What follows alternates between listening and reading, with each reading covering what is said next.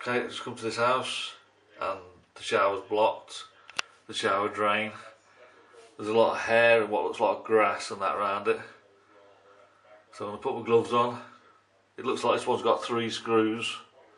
1, 2, 3, or no, 2 screws in line. Sometimes they screw out, but this one's got Posidrive screws in, so it's pretty good. So I'll just undo that.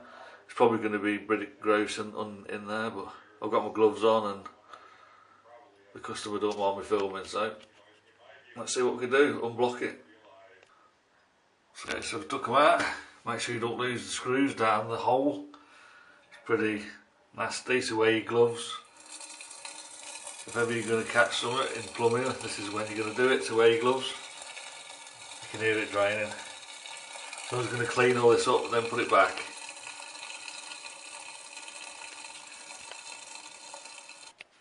So the part's clean now, so I'm just going to put it back together. That went in the centre like that. That there. Make sure you get the screws lined up. And that's it, I'll just screw it up now and that's it, job done. Flowing, pretty good.